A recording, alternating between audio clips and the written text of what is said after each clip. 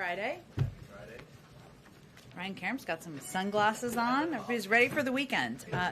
Okay, I have a couple of items for all of you at the top. Last week, we launched the Supply Chain Disruption Task Force to monitor, engage, and act on current and emerging supply chain disruptions and bottlenecks. This afternoon, the White House is hosting a convening of the Supply Chain Disruptions Task Force with Secretary of Commerce Gina Raimondo, Secretary of Housing and Urban Development Marcia Fudge, Director of the National Economic Council Brian Deese, Domestic Policy Advisor Susan Rice, Council of Economic Advisors Chair Cecilia Rouse, and groups representing the full range of the home building supply chain, from loggers and lumber contractors, labor leaders, realtors, and affordable housing advocates. At this convening, these administration officials and key stakeholders will discuss strategies to address short-term supply chain disruptions in the home building sector and how they can work together to address them. I also wanted to note that yesterday, senior White House officials led by Susan Rice and Julie Rodriguez launched the Community Violence Intervention Collaborative announced by the President on June 23rd as part of his comprehensive plan to reduce gun crime. The community violence intervention is an evidence-based approach that has been shown to reduce violence by as much as 60%. CVI prevents gun violence and crime in communities around the country before it happens by intervening in disputes early and connecting potential perpetrators and victims with services and support to divert them away from crime. It's an approach that's been embraced by an increasing number of law enforcement leaders nationally, as well as by mayors of both parties in cities around America. So this will be an ongoing initiative. Also wanted to give you an update. I noted earlier this week that there have been 2 million people who now have access to affordable health care thanks to the reopening of the special enrollment period. Yesterday, we launched a summer sprint coverage campaign, leveraging robust paid media, increased community outreach, and more to get Americans signed up. This president is urging Americans who need health insurance to visit healthcare.gov or to call 1-800-318-2596 if they would prefer to enroll today. We'll keep talking about this quite a bit until August 15th, which is the end of the timeline. I also have promised you that I would give you updates on interesting initiatives we're taking to reach people, meet people where they are as it relates to getting vaccinated. So on Saturday, NASCAR will host the Get Vaccinated 200. They'll have vaccines on site and will be encouraging vaccinations. This is the type of whole-of-country approach that is reaching people in convenient locations with messengers they trust. Finally, a quick week ahead. On Monday, the President and First Lady will welcome Their Majesties King Abdullah II and Queen Rani of Jordan and His Royal Highness Crown Prince Hussein to the White House. Their Majesty's visit will highlight the enduring and strategic partnership between the United States and Jordan, a key security partner and ally of the United States. It will be an opportunity to discuss many challenges facing the Middle East and showcase Jordan's leadership role in promoting peace and stability in the region. On Monday, the President will also deliver remarks on the economic recovery and the progress made under his administration, taking the country from 60,000 new jobs per month to 600,000 new jobs per month, and from 1% of Americans vaccinated to more than 2/3 of adults with at least one shot. He'll explain why his rescue plan has helped us get here and will continue supporting Americans throughout the year, and why we need the infrastructure agreement and his Build Back Better plan to sustain that growth in years to come while keeping inflation in check for the long term. On Tuesday, the President will hold his second cabinet meeting of his administration, his first in the cabinet room. Get excited, everyone. And he looks forward to that. And on Wednesday, the President will travel to Cincinnati, Ohio, to participate in a CNN town hall. With that, Alex, why don't you kick us off? Thanks. I have a few questions on China and then one on the BIF. Can you talk a little bit? BIF is happening. Yeah, you made it happen. Can you talk a little bit more about the Hong Kong Business Advisory and the latest sanctions and what triggered those? And also, there have been reports that Wendy Sherman may tack a China visit onto the end of her Asia visit. Can you talk about what her goal might be with something like that? And does this mean that we're moving closer to, I know last month there was talk of a potential Biden-President Xi summit. Are we moving closer to that? Sure. Well, first, as the President said yesterday, the situation in Hong Kong is continuing to deteriorate, and we continue to see Beijing assault Hong Kong's autonomy and democratic institutions. We've seen authorities use the national security law to make politically motivated arrests. And we've seen a general deterioration of fundamental freedoms, which were guaranteed by an international agreement. So that's why the United States, we announced steps we're taking today to promote accountability and transparency. On the accountability front, the State Department announced earlier today 7 officials who were sanctioned for their actions threatening the peace, stability, security, and autonomy of Hong Kong. On the transparency front, today the U.S. government issued a business advisory, as you noted, Alex. I just wanted to give the full context for Hong Kong, which is intended to inform businesses and highlight the growing risk for those operating in Hong Kong. The bottom line is that businesses should be aware that the risks faced in mainland China are now increasingly present in Hong Kong. And as the president said last month, of course, we will not waver in our support for Hong Kong and all those who stand up for the basic freedoms. But as businesses are making decisions, and obviously they're making decisions themselves, we want them to be aware of the use of data, accessing of data inappropriately, of the restriction of information, and they should be aware of that happening in Hong Kong as well as in mainland China. And then Wendy Sherman and President Xi. Got it. In terms of Wendy Sherman's trip, I don't have an update on travel. We, of course, have been and continue to explore opportunities to engage with PRC officials. We've been clear we will engage in conversations at the appropriate level when there's an opportunity for them to be substantive and hopefully consequential.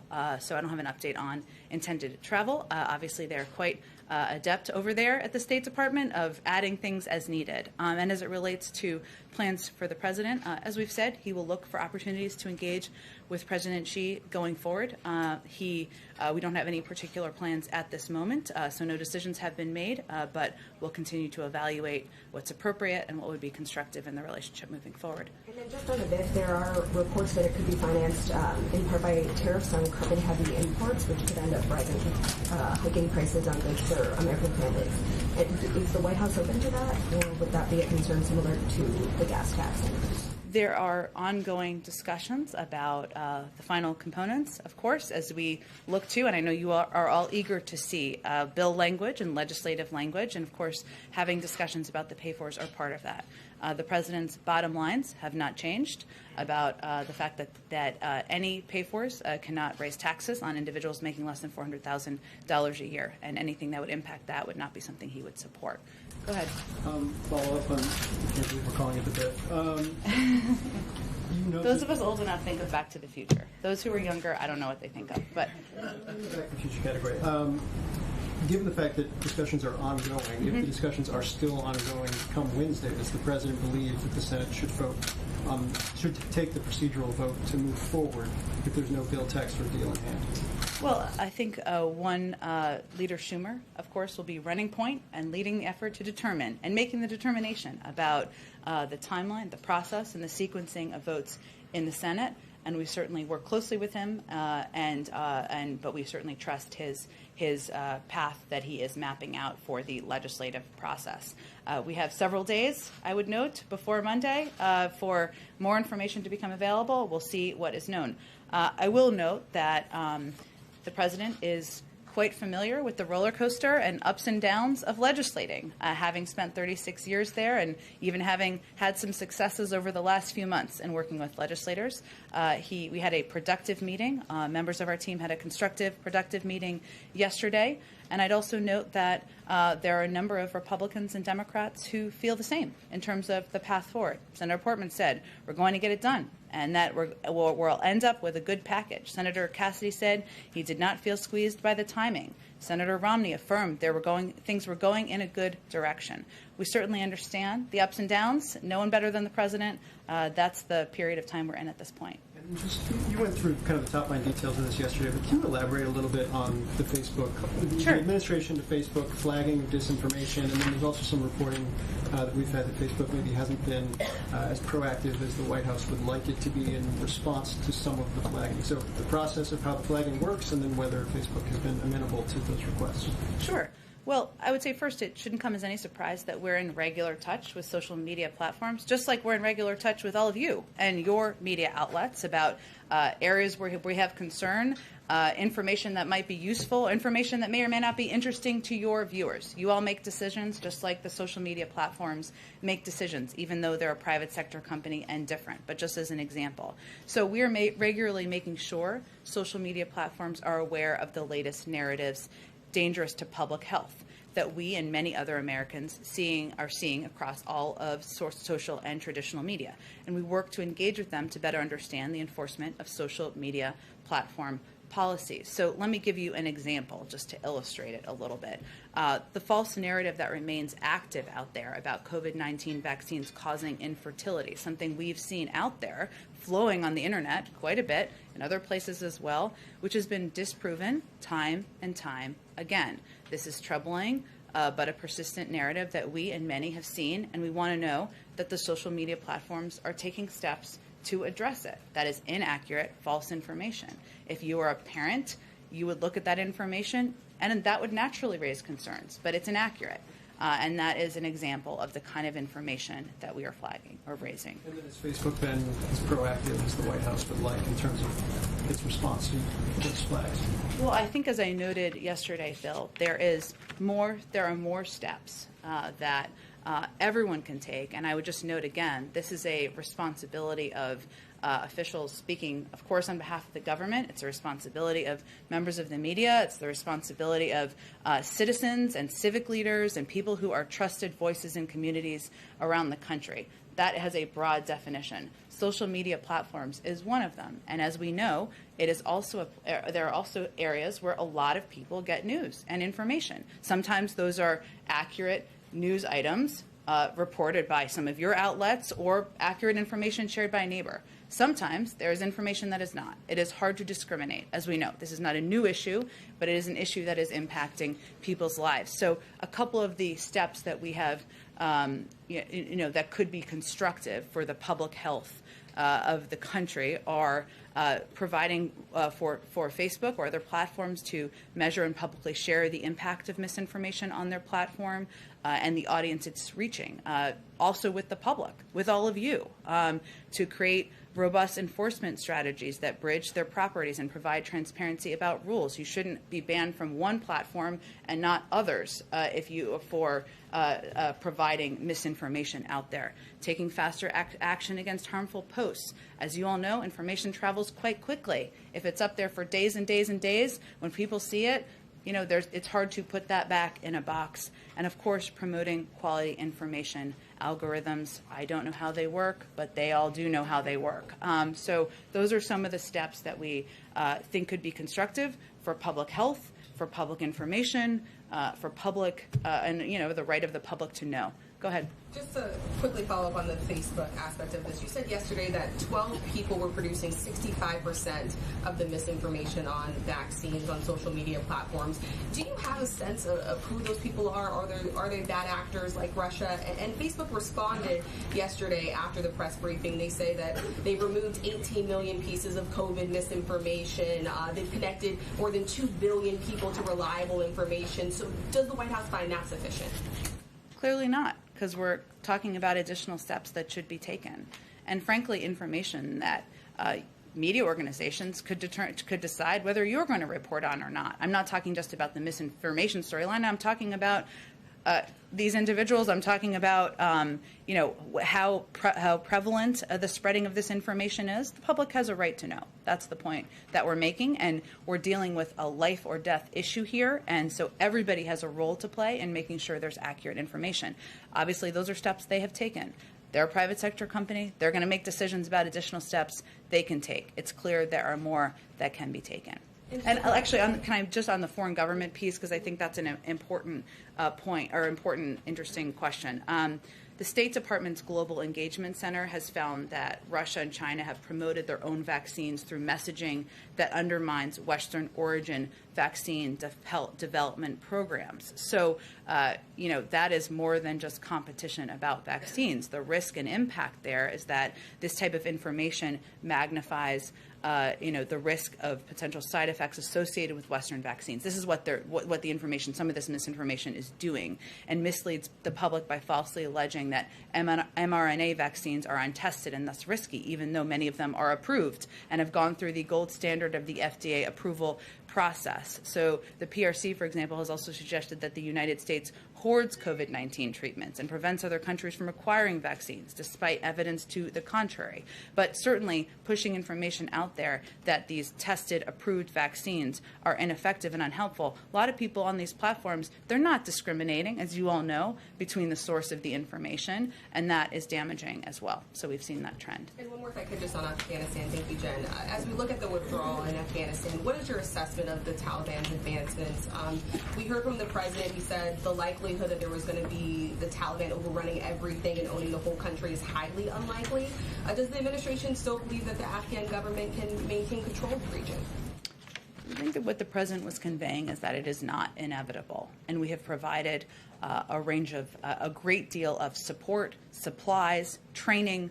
We're continuing to do that. We will continue to provide security assistance in the coming months to the Afghan national forces, but it is up to them to determine, are they going to unite as a country? Are they going to stand up and fight against the Taliban? And that is, it's really in their hands at this, it will be in their hands moving forward. So his point is that it is not inevitable. There has been no intelligence assessment that has said it is inevitable, even as we are assessing what the consequences could be.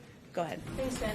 When you talk about misinformation, it seems like one of the best ways to counteract some of the vaccine misinformation that's out there would be for the FDA to fully authorize these vaccines, put the full weight of government approval behind the vaccines. But now we're hearing that may not happen until January 2022 or even later. Is the president comfortable with that timeline? The president's comfortable with scientists and data experts moving on the timeline that they see is appropriate. And I don't know that we know that to be factually true, to that to be the main driver. I haven't seen data to suggest that the main driver of it is if it's formally approved or not. A lot of the misinformation that is traveling out there is about the consequences and the impact of the vaccine. It's not always tied to or necessarily tied to whether it's been formally approved or not. Obviously, that may give medical experts or others some greater level of confidence. We will see, but the president's going to leave it to the FDA to determine the timeline. So the president doesn't have any concerns about the length of time that the approval process takes currently at the FDA? He's going to allow them to move at the pace of science.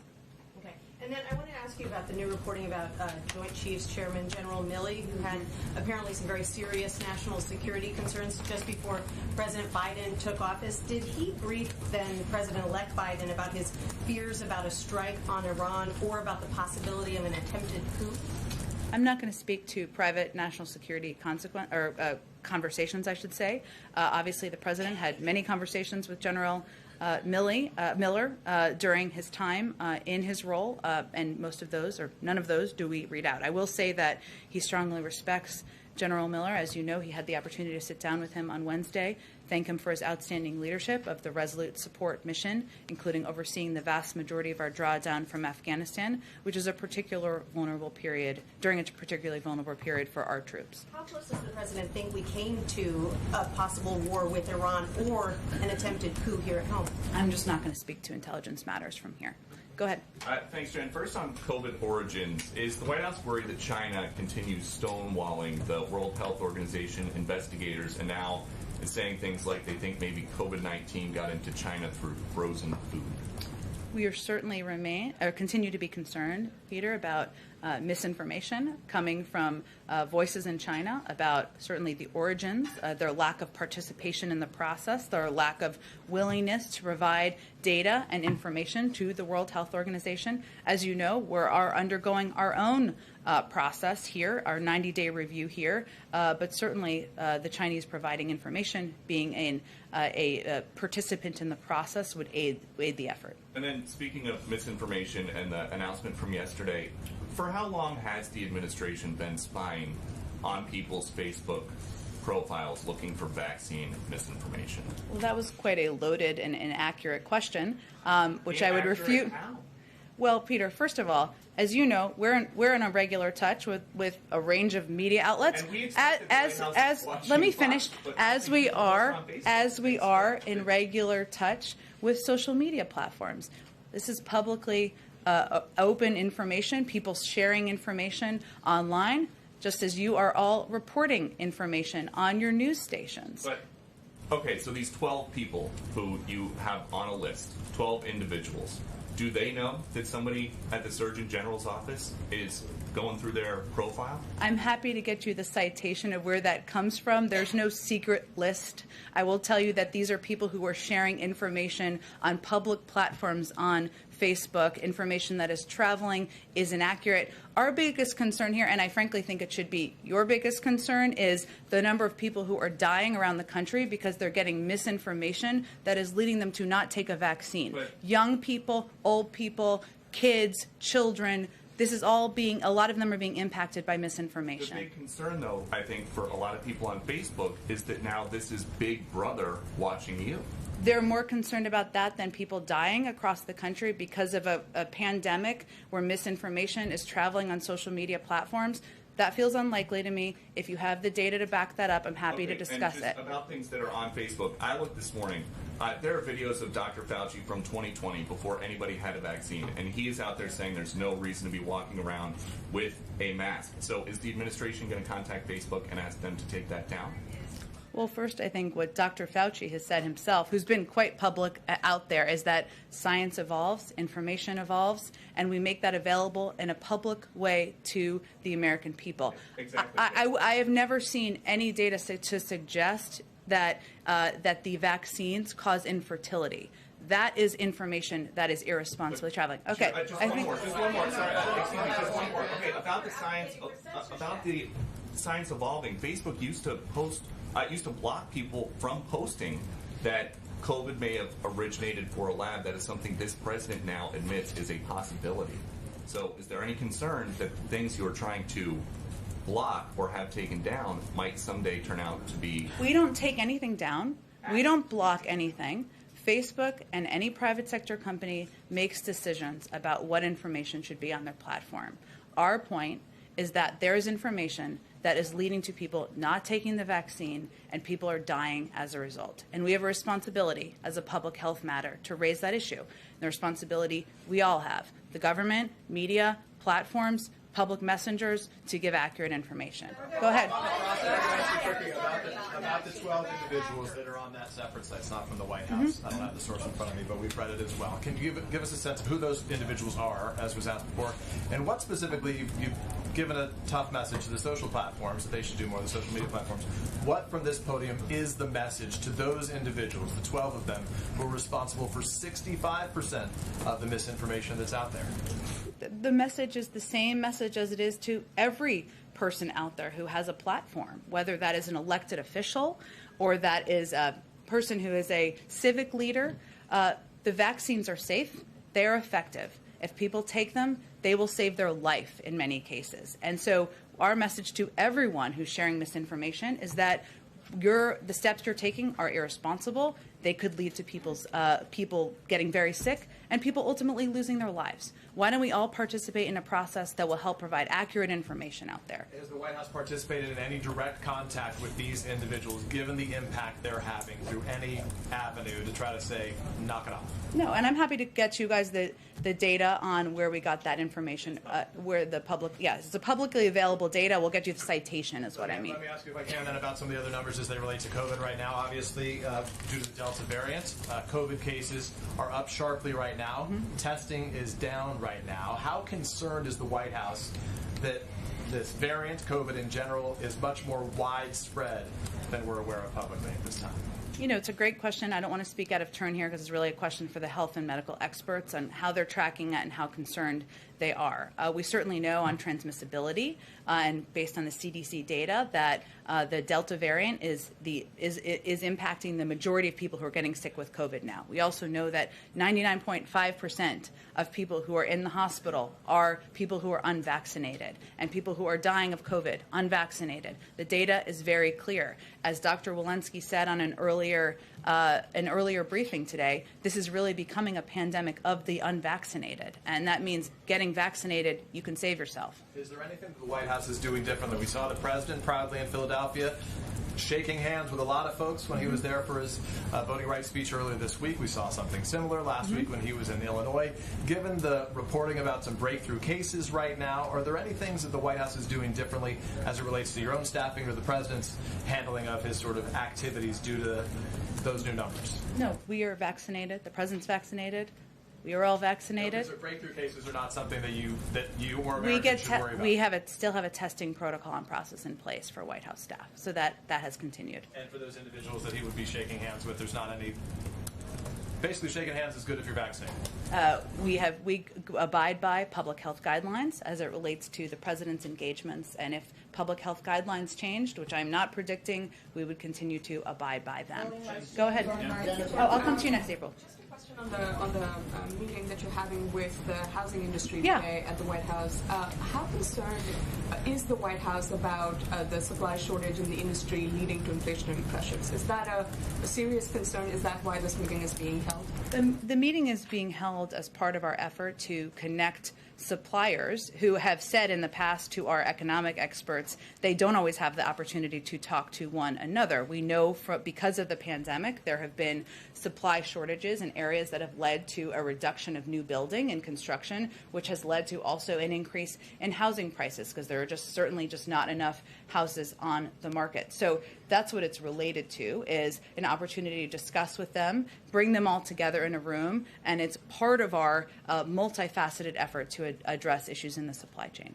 And one on Cuba, the president did say yesterday that the United States is trying to reinstate internet access for Cubans, and I was wondering if the White House or the administration has reached out to U.S. tech companies, I mean the Googles of the world, to help with that effort. So it would really be led, that effort would really be led by the State Department and other appropriate entities within the federal government. As the president noted yesterday, returning internet access to Cuba would certainly be something we'd love to be a part of. We're looking at what our capacities and what our tools are we have. In terms of more specifics, the State Department would be the best entity to talk to about it. Go ahead. Oh, sorry, April, go ahead, and then I'll come to you. Okay. Voting rights. Yeah. Tuesday, President Biden said he called for activists to act on the issue of voting rights. What did he mean by that? Was that to escalate it higher to Republicans so that they can change their minds and maybe stop using the filibuster? And also, what does he think about what happened yesterday with the arrest of the Congresswoman and 9 other black women who peacefully walked through the Senate halls in the Hart Building, chanting and singing, and were arrested, not taken to the holding area, but taken to a jail cell? Well, April 1st, what he meant by speaking out or having your voice heard, or the range of ways he said it, is that in order to make change happen in Washington, often you need to create a grassroots movement that's led by the American people. And it's not just about whether the minds of 10 Republicans can be changed directly by a phone call from a president. It often requires activism, engagement, a vocal opposition or excitement from members of the public. That's going to take a lot of different forms, right, and formats. It can take letter writing, phone calling. There's peaceful protesting. There are a range of mechanisms for that, and certainly our country, even in recent years, has a great history of that. And these members who were, some of them were members, I should say, one member who was arrested yesterday, they were peacefully protesting. I would note that our support for the right to peacefully protest and to voice support for moving forward on voting rights is exemplified by the fact that the vice president is currently meeting right now with a number of members. They're here. A number of them are at the White House discussing exactly this issue because we want to be standing by their side in this effort. So some of the civil rights leaders are here, as you said, but last week when the civil rights leaders were here, they said this is a summer of action. Mm-hmm. They're expecting more protests. Reverend Barber says he's going to have a bunch of women out on Monday. There's going to be more protests on Wednesday, more arrests. They're anticipating arrests to bring more attention to this. Does the White House support that civil disobedience for arrests? We support the right to peacefully protest. We support people having their voices heard, and certainly there are few issues that are more fundamental to our rights in this country than the right to vote. Go ahead. Thank you. I'll come to you right next, if that's okay. Go ahead. Clarifying Sure. question and then a follow-up on Afghanistan. Yeah. Yesterday you said that 10,000 SIV applicants, 20,000 Afghans have applied, and that about half of that have completed necessary paperwork to move forward in the process. Just what's move forward in the process? Does that mean 10,000 SIV applicants will be evacuated? No, that's not what it means. It just means that they're in a later stage of the process. So it was just giving an update kind of on the pure sheer. And as I said yesterday, that doesn't include family members. That includes individual interpreters or translators. So it just means they're farther forward in the process. There's another step in the process, which is security vetting, which would need to be completed before any individual is relocated to a base in the United States. Individuals could be relocated to third countries before that process is completed. So it was just an update kind of on where people stand in the process. And then just to take a step back, too, why did the administration wait until June 24th to commit to the evacuation? Why not have this be one of the early steps right when the president announced this in April, I believe, while American troops are still on the ground? I mean, announcing this just days before the combat mission is essentially over would seem to complicate the mission. Well, I would say first, there's always ongoing discussions, both with our partners in the region and others, before an announcement is made. And sometimes it requires a process to get to the point where you are making an announcement about the relocation of thousands of individuals out of a country. Second, I would say we've also committed to not only relocating these individuals in advance of our servicemen and women coming out of Afghanistan. We have quite a capable Department of Defense and diplomatic apparatus in Afghanistan and around the world to implement this, but we've also committed to continuing this process from there and having a diplomatic presence on the ground from there. So this is not a process that will end, but this is a process that we announced at a time when a final decision was made based on a range of factors internally. Have any third countries outside of U.S. territories given the U.S. commitment, the administration commitment, that they will house SIV applicants while they're still having their applications? We're having a range of discussions, as you know, when we're at the point where we have final agreements, and we're confident that it won't impact the security of individuals who are being relocated. We'll share all of that information with you as well. There's no commitments as of today. I don't have any updates to provide to you today. Go ahead. Oh, I'm sorry. Go ahead. Yes. So what can Africa expect from this administration in terms of its engagement in helping solving some problems that we are having right now? For example, Angola is fighting corruption. And also, can we expect some revision in the sanctions in Zimbabwe? I don't have any update for you on considerations around sanctions. I would point you to the Department of Treasury or the Department of State on that.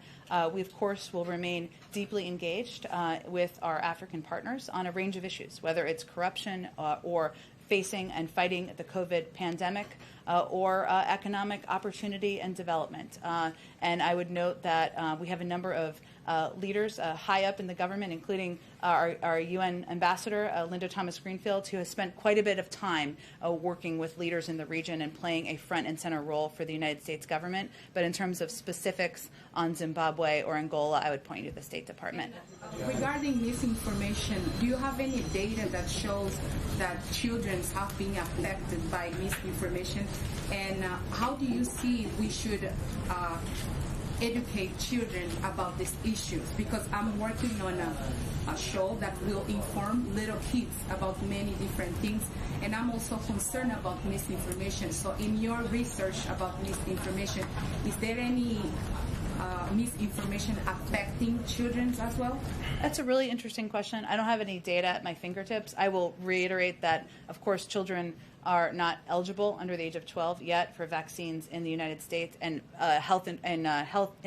decisions about the health of children as a parent myself would obviously be made by the parents in coordination with doctors. But I would say there's no question that when there's information, the example I gave earlier about the impact on fertility, which is inaccurate and false, which is still traveling around the internet. If you're a parent, that would give you pause if you think that is accurate information about your child and about your child getting vaccinated. So that's an example. I don't have data, but just an example that could be applicable. Go ahead. Yeah, thank you, Jen. I have a question about the direct funding to states and cities from the American Rescue Plan, Sure. the $350 billion.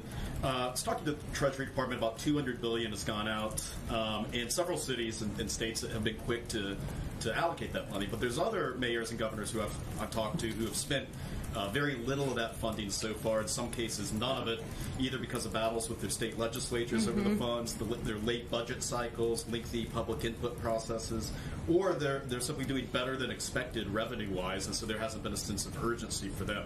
And so my questions are, does it concern the White House that some places haven't gotten their money out quicker? And does the White House have a message to governors and mayors that don't have any plans yet to spend their funds? And finally, does that signal the situation I described of some folks not spending their money quickly? Does that signal that the money wasn't urgently needed? Well, I would say first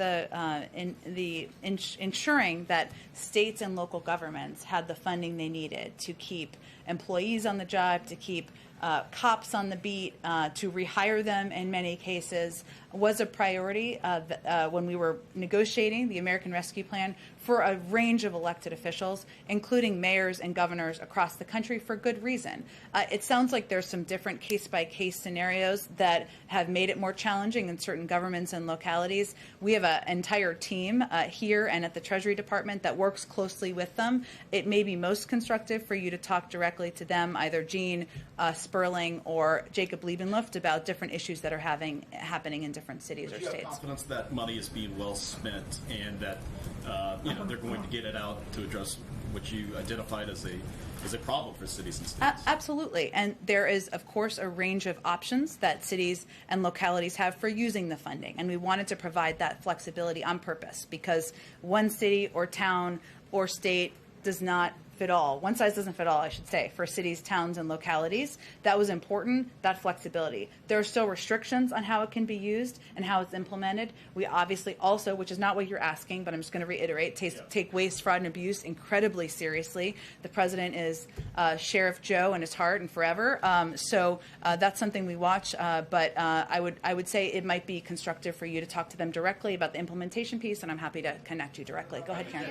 Jen, vaccination rates are actually going up in the 5 states that have the highest case rates right now.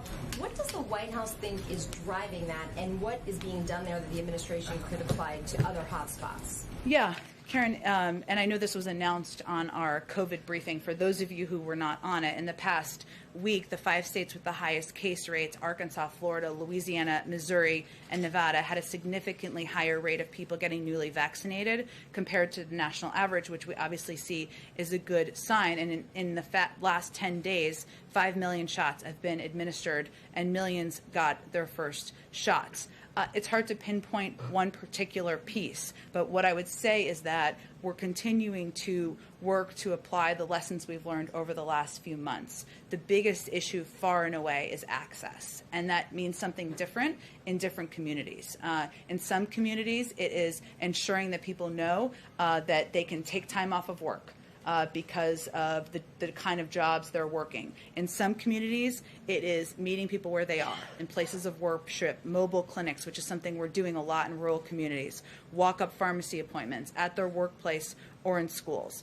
We are also continuing to fund, support, trusted messengers, because we have seen time and time again that it is more effective, and many of you have covered political campaigns. This is not a surprise to most people who have covered political campaigns. Trusted messengers are people in communities. They are neighbors. They are civic leaders. They are clergy. They're not always the president of the United States. Sometimes it is, but and they are medical experts. And so we are continuing to support those efforts. We think that all of those have been effective. There's still more work to be done, but certainly that's encouraging those trends that we've seen.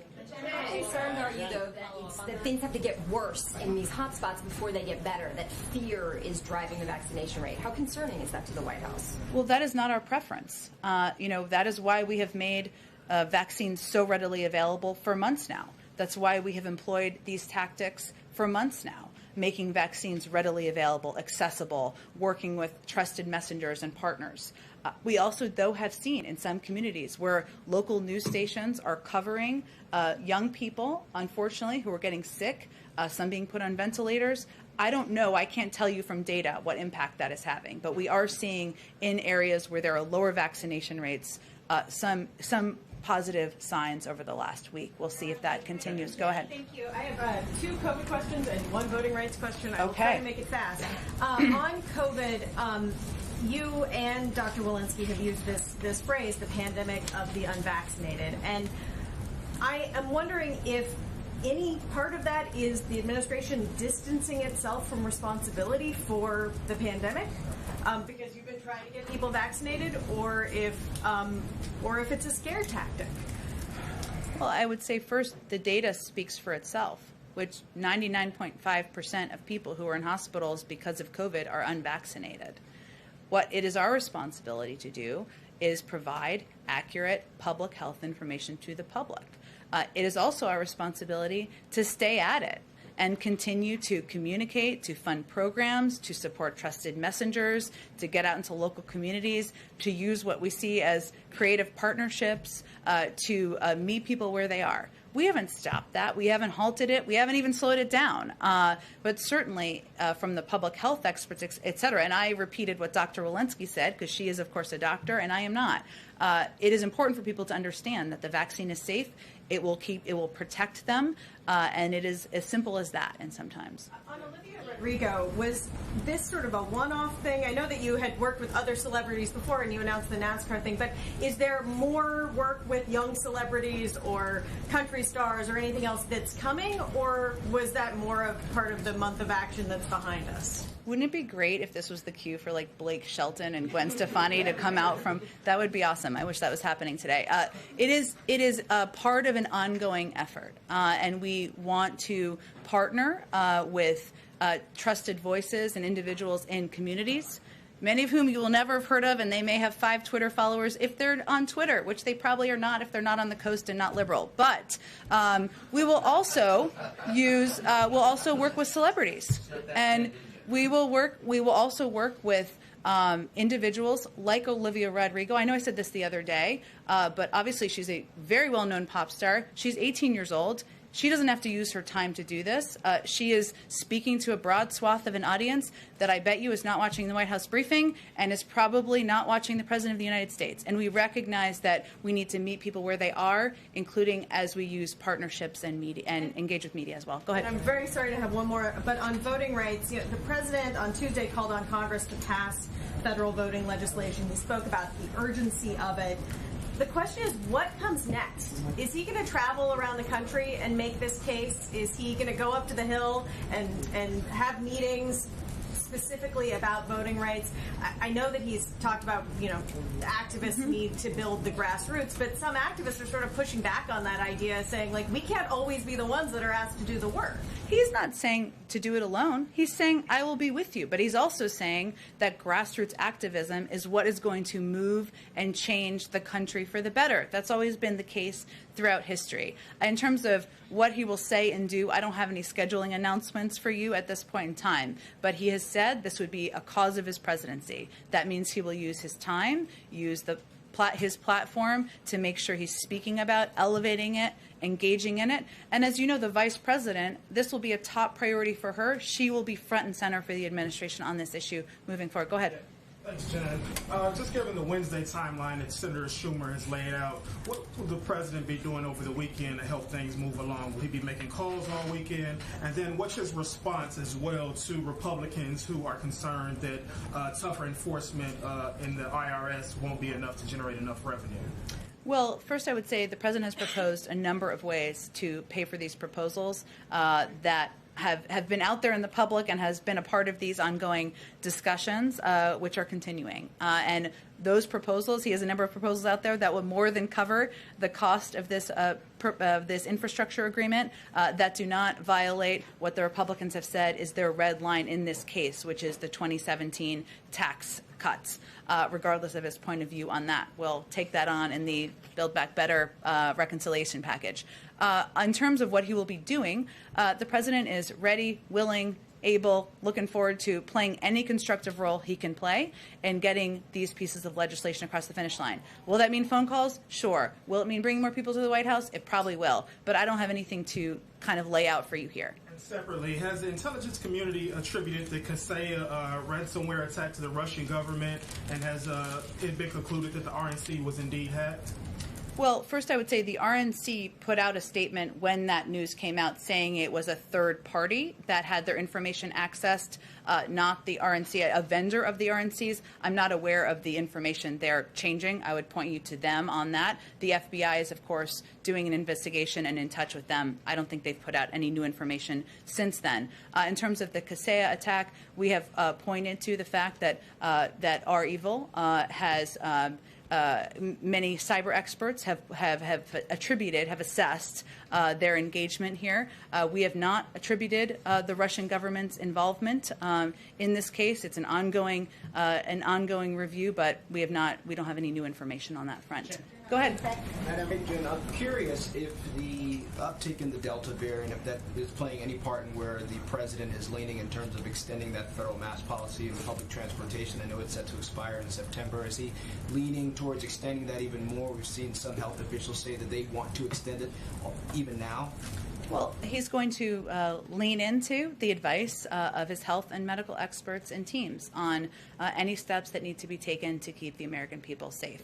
Given we're talking about September, I know that feels like a short period of time away. It is actually some time away, but he'll continue to receive updates from them on a range of issues as it relates to COVID. I'm sure they'll discuss this and their views.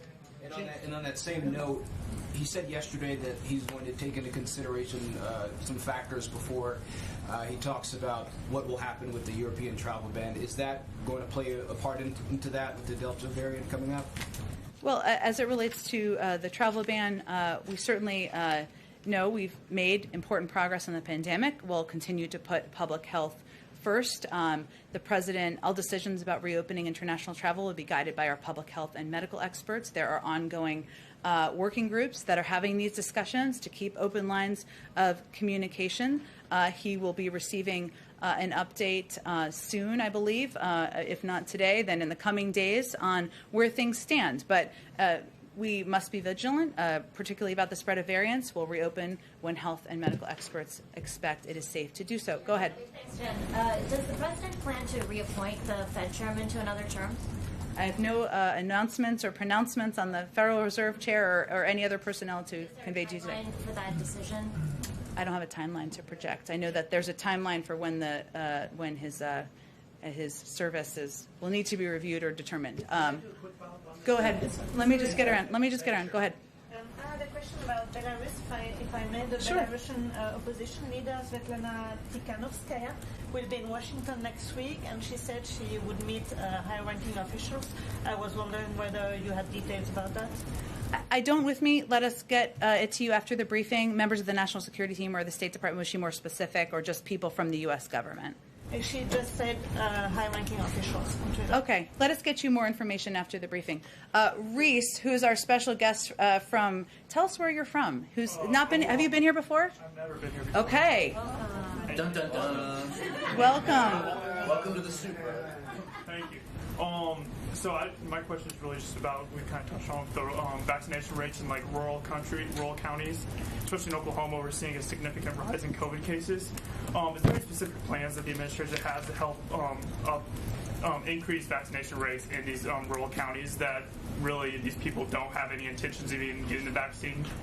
Well, we've talked about this a little bit, but what we're doing in rural communities is employing a number of the tactics that we've seen work around the country. So we know access is a huge issue in rural communities because people may not live near a pharmacy. They may not know still where to get a vaccine. We certainly understand that. So part of what we're trying to do is deploy and make sure we're expediting our deployment of mobile vaccine units to rural communities to bring the vaccine to people where they are and where they live to make it as easy as possible. And so this work is going to continue person to person, community to community. We're also working with a range of trusted partners locally. People may not have heard of. Those are also very important trusted voices, but also groups like the National Rural Health Association to make sure that we're deploying effective tactics that they think will work to get vaccines out to communities and meet people where they are. We've talked about it a little bit here, and obviously these states have a combination of rural and city communities, but there are states like Arkansas, Louisiana, Missouri, where there are large rural communities where we have seen an uptick, which is in terms of getting vaccinated higher than the national average. That's a positive sign. We'll look at that and apply those tactics other places in Oklahoma to make sure we're continuing to go community by community and meet people where they are. Go ahead. Following up on that, I know the administration has said they're not interested in any sort of federal mandate. Do you encourage, though, employers to require the vaccine for their employees, or state and local? I know there's a little bit of discussion about local governments. Is the White House encouraging others to require the vaccine of their employees or their residents? We know that some employers, hospitals, health systems, colleges, universities, local leaders have chosen to take this step, and we expect others to do so as well. But our role we're playing from here is continuing to go community by community, person to person, making sure we are meeting people where they are to get the vaccine out. We believe that local communities, entities, organizations are going to make decisions about what they need to do to keep their community safe. And what about for federal workers or members of the military? I don't have anything new to report on that. Go ahead. Question. The Justice Department Inspector General's report on the FBI handling the Nassar case, that's the latest embarrassment in a string of embarrassments for the FBI this summer. Does the president have complete confidence in Christopher Wray? And what is the administration's message to people who see this bungling and want to know if the FBI is up to task with ransomware, domestic terrorism, and other threats? Well, first, I would point you all to the expansive statement that was put out by the FBI in response to the Inspector General's report. Second, yes, he has confidence in Christopher Wray. Third, as it relates to ransomware, this is an across-government interagency effort, one that we have not seen done in the past. I gave a little bit of an update and a readout of it yesterday, where we're tapping into all of the resources and expertise across the federal government. The FBI has been a key partner in that, as have a number of entities in our national security team who can play a role in fighting against ransomware. Go ahead. Oh, go ahead. And then we'll go. I'm sorry. Go ahead. We'll get you doing back. Go ahead. Go ahead. Sorry. Okay, so you haven't talked about APEC. This was a conversation that the president had this morning. No one's asked about it. Now's the moment. And so there seems to be a convergence between President Biden, President Xi, and also President Putin in terms of making and sharing and distributing vaccines. My question is the mechanism of it. We know that APEC supports the TRIPS waiver, as does President Biden. Was there pressure from APEC member countries to have the U.S. put more diplomatic pressures on WTO countries to pass the patent waivers? Well, first, I would say the president's view continues to be exactly as you laid it out there. This is a ongoing process, and Ambassador Tai is our lead representative in these discussions and negotiations. The APEC summit, for any of you who watched parts of it, was virtual and was individuals delivering sets of remarks. It wasn't an interactive opportunity, I would say, and President Xi actually delivered pre-recorded remarks, so he wasn't even there participating in person. Just to follow up on the health misinformation. Or on virtually live, I should say, yes. Following up on the health misinformation, do you consider claims by some in the conservative circles that ivermectin, am I pronouncing that right, as a promising treatment for COVID as misinformation? I know that the FDA has weighed in on this, I believe in March, but I just wanted the administration's latest position on the drug. Information that's inaccurate, we consider misinformation. So I don't think it's more complicated than that. Go ahead. Go. Let Ebony go. Do we what? We were supposed to gather at Yeah, we were supposed to get it, but I'm just making sure that. Oh, okay. Brian, thank you. You get an internship or something. I don't know. We will have 4 more minutes left, so we'll get to as many as we can. Go ahead, Evan. Go ahead, and then we'll go. That are meeting with the vice president today, most of which have basically said that they want the president to really talk about the filibuster, moving it or reforming the filibuster. And so with each of the meetings that they're having, I'm still coming out wondering what is the hope that's going to happen, because just about every single woman that is in that room has spoken about it. That's my first question. And even though you've also said that there isn't a plan right now for the president to go to Arizona or to go to other states, why isn't there right now that kind of plan? Because they have come out and said that the administration has put a lot on them, but they're waiting to see something back. Well, I've laid out for you what we know about our schedule, which is through next Wednesday. So it doesn't mean that he's not going to go out in the country and talk about a range of important priorities in the future. And I don't want you to take it that way. That was not what I was implying. But we have about 4 days out here in our terms of our scheduling that I can provide to all of you.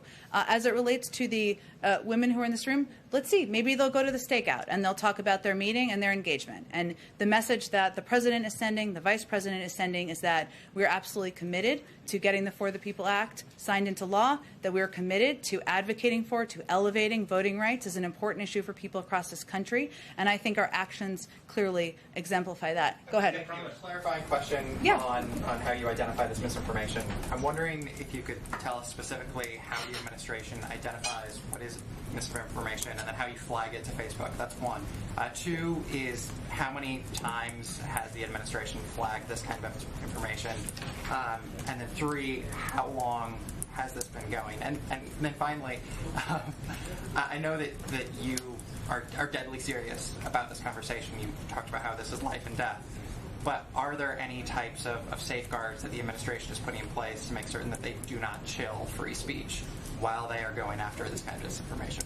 First of all, to be crystal clear, any decision about platform usage and who should be on the platform is orchestrated and determined by private sector companies. Facebook is one of them, right? And there are a range of media who also have their own criteria and rules in place, and they implement them, and that's their decision to do. That is not the federal government doing that. It is life and death. It is a public health issue in the country. That's why the Surgeon General was here talking about it yesterday. There are trends. We can see, you can all probably see on Facebook and other social media platforms. And so what we raise are issues like there is a lot of information out there about the false claim that COVID-19 causes infertility. Everyone in this room knows that's factually inaccurate.